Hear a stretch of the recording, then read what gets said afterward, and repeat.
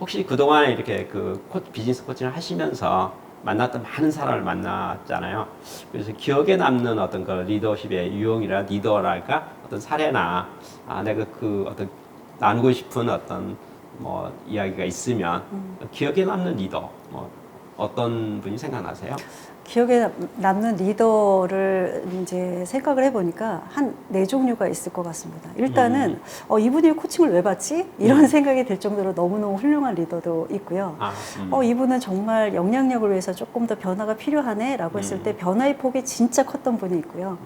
세 번째는 변화한 척 하신 분이 계시고요. 그래요? 그 다음에 마지막으로는 변화가 전혀 없는, 거의 없는 이런 리더. 이렇게 네 가지로 좀 이야기해 볼 수 있을 것 같아요. 그래요? 네. 네, 첫 번째는 훌륭한 리더이십니다. 저는 이분을 만나보면서 와, 역시 공부 잘하는 사람은 더 공부를 열심히 하려고 노력하는구나 이런 생각이 들더라고요. 지금도 훌륭하신데 굉장히 더 내가 훌륭한 영향력을 미치기 위해서 뭘 할 수 있을까를 이제 고민하시는 분인데 이분이 본인이 이제 회사를 운영하면서 리더 임원들의 역할이 참 중요한데 이 임원이 일을 잘해서 임원이 되면 절대 안 되는구나. 어떻게 하면 팀장 시절부터 시작해서 이들이 임원이 될 때까지 이들의 리더십을 개발하도록 도울 수 있을까 이것을 이제 굉장히 많이 고민을 하셨어요. 그래서 2년 동안은 최소한 코치를 2년 동안 붙여서 2년 동안의 리더십을 확장할 수 있도록 하겠다. 그래서 매년 6명에서 7명의 그 하이퍼포머 팀장을 선발해서 2년 동안 코치를 붙여서 이렇게 진행을 하겠다라고 이제 얘기를 하시면서 본인도 코칭을 받으시겠다고 이제 오시는 거예요. 근데 참 놀라운 게 많은 사람들의 그 역량 중에 특히 리더들의 역량 중에 하나가 뭐냐면 내가 주변에 있는 어떤 자원을 어떻게 적극적으로 끌어서 활용하느냐 이잖아요. 근데 역시 코칭이라는 어떤 자원을 활용하는 능력이 굉장히 다르시다는 거죠. 그래서 이제 그분은 CEO니까 CEO를 만날 때 이미 준비를 해 오시고요. 나는 오늘 이런 주제로 이야기를 좀 나누고 싶다 라던가 아니면 그 전 세션에서 다음에는 우리 이런 얘기를 조금 더 나눴으면 좋겠다. 이런 얘기를 코치한테 과제를 주시기도 하고요. 그 세션에 들어와서 내가 어떤 부분들의 고민이 있는지를 굉장히 밀도 있게 이야기하도록 준비를 해갖고 오시고요.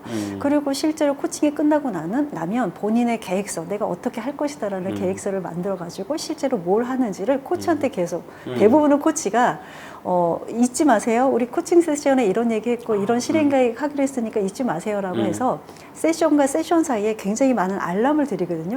근데 오히려 이 대표님은 저한테 본인이 한 거를 계속 알람을 주는 그래서 자원을 적극 활용하는 이런 모습을 보여주는 부분에서 다른 사람의 리더십도 세우고 자기의 리더십을 확장한다는 부분에서 굉장히 존경하는 그런 분을 만난 적이 있습니다. 두 번째는요, 이제 변화가 굉장히 많았던 이제 리더인데요. 이분 대기업에 이제 굉장히 대기업의 상무님이셨어요. 굉장히 성과가 높은 상무님이셨는데 이 대기업에서는 리더십 진단을 할 때 이 사람이 어떤 리더십의 역량을 갖고 있느냐도 평가를 하지만 디레일러라고 해서 레일에서 벗어나는 탈선 요인도 측정을 합니다. 보통 6가지를 측정을 하는데 이분이 6가지 요인 중에 5가지가 이 사람의 탈선으로 위험하다라고 신호가 5가지나 온 겁니다. 그래서 5가지의 뭐 예를 들면 자기 과신. 자기를 과신하는 거죠. 내 얘기가 맞아. 딴 사람 얘기 안 듣고. 그리고 성과 만능. 성과만 낸다면 인간성 뭐 괜찮아 이렇게 보시는 거죠, 그죠? 그리고 무례. 심지어는 이제 B2B 영업을 하시는 B2B 영업이 조금 거칠잖아요. 그래서 대기업의 임원이신데도 불구하고 욕을 하는 무례. 뭐 이런 요소들이 이제 다 떠 있는 그런 분이셨죠.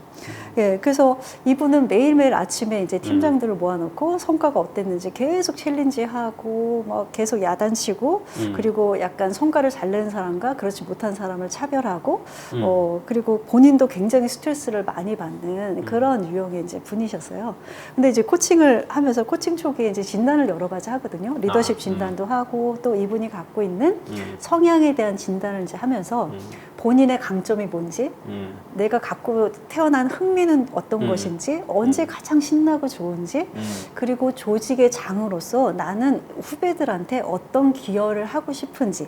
그래서 우리가 그것을 리더십 정체성이라고 얘기하죠. 리더십 아이덴티티라고 얘기하는데 나는 후배들한테 어떤 리더로 유산을 남겨주고 싶은지 뭐 이런 일련의 작업들을 쭉 얘기하다 보니까 이분이 정말 극적으로 역시 굉장히 성과를 잘 내는 사람이 마음을 한번 먹으면 리더십에서도 성과를 많이 내는 게 아닌가 이런 생각을 들 정도로 굉장히 많은 변화가 있으셨어요. 예, 그래서 어떻게 하면 함께하는 사람이 될 수 있을까? 어떻게 구성원들한테 존경심을 유발할 수, 존경을 받을 수 있는, 그래서 그 존경심이 밑에 있는 팀장들한테도 좋은 롤모델이 됐으면 좋겠다 이런 마음을 먹고 굉장히 많이 노력을 하셨거든요.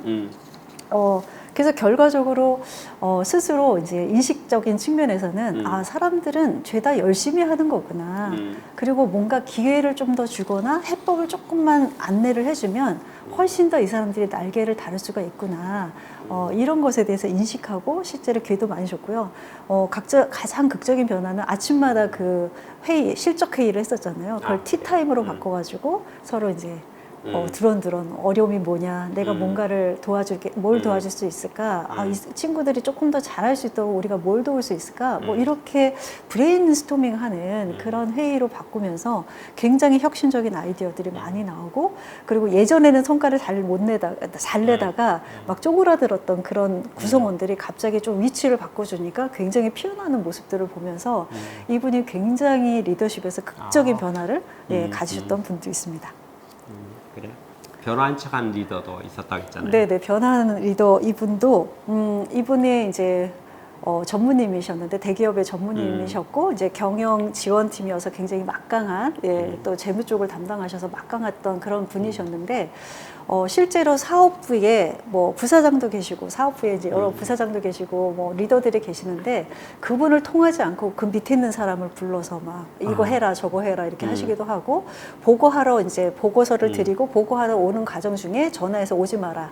이따위 보고서를 가지고 4시간을 낭비하려고 오지도 마. 뭐 이런 식으로 굉장히 무례하게 화를 내고, 그리고 CEO하고 이제 임원 경영회의를 할 때 CEO 앞에서 다른 사람을 막 면박을 주고 막 이러셨던 분이셨어요. 그래서 대표님도 이 전무님이 너무 나한텐 필요한 사람이지만 이 사람이 지속 가능하기 위해서는 이 모습이 변해야 된다 해가지고 이제 코칭에 의뢰된 그런 분이셨어요. 처음에 만나러 갔는데 굉장히 고압적인 자세, 막 팔짱 이렇게 끼시고 한번 해봐, 약간 이런 고압적인 자세로 이제 저한테 하셨고, 그래서 제가 이제 나는 당신을 도우러 온 사람인데 이렇게 뭔가 난 점쟁이가 아니다. 당신을 맞출 수 없다. 당신에게는 해법을 줄 수 없다. 당신과 내가 얘기를 통해서 당신이 정말 하고 싶어하는 조직의 모습, 하고 싶어하는 리더십, 성과 이런 것들에 대해서 같이 합의하면서 이야기를 나눠가는 그런 재주를 갖고 있지, 당신한테 해법을 주거나 당신을 뜯어고치거나 그래야 할 필요도 없고 그럴 수 있는 사람도 아니다. 뭐 그러면서 제가 내가 맞지 않는다면 코치를 바꾸셔도 된다. 그래서 오늘 이후로 코치를 바꾸시자.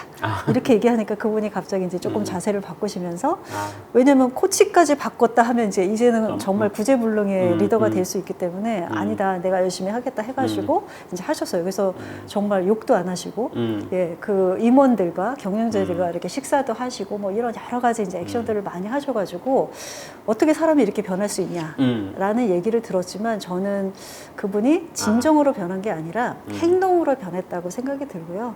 근데 그것도 사실은 고무적이다. 변한 척 했지만 그것도 쉬운 일은 아니거든요. 그래서 행동으로 변한 척 했지만 그게 조금 더 좋은 어떤 결과물을 보게 될 때 마음도 변하게 되지 않을까.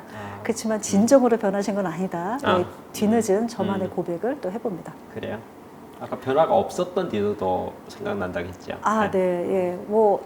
그 어떤 조직, 그 대기업인데 이 기업은 굉장히 서로 조금 따뜻하게 배려하고 협력하고 이런 것들을 굉장히 중요시 여기는 그런 회사인데, 이제 외부에서 경력직으로 들어오신 분이죠. 이분은 숫자가 굉장히 중요하고요. 나에게 어떤 정량적인 이득이 있느냐, 이게 굉장히 중요하신 분인 거예요. 그래서 이 조직의 문화, 와 당신의 갖고 있는 정서, 마인드셋이 어떤 갭을 갖고 있는지 이런 것들을 이제 계속 좀 설득하기도 하고 또 본인도 좀 성찰하고, 근데 조금 진도가 나가는 것 같은데 그 다음 세션에 오면 역시 나한테 이윤이 없으면 난 하고 싶지 않아.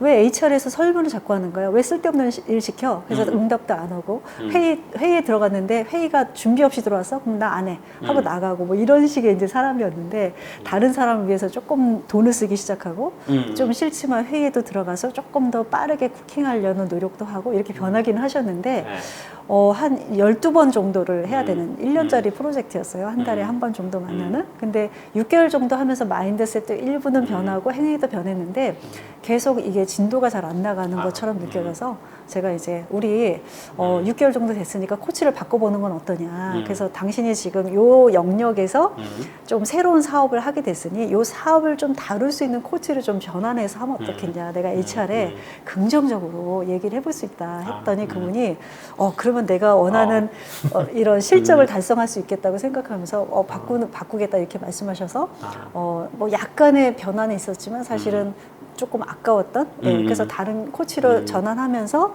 훨씬 더 좋게 되지 않을까 요 근래의 사례입니다. 예, 그래서 그래요? 리퍼를 하게 된 사례가 있습니다. 그래요.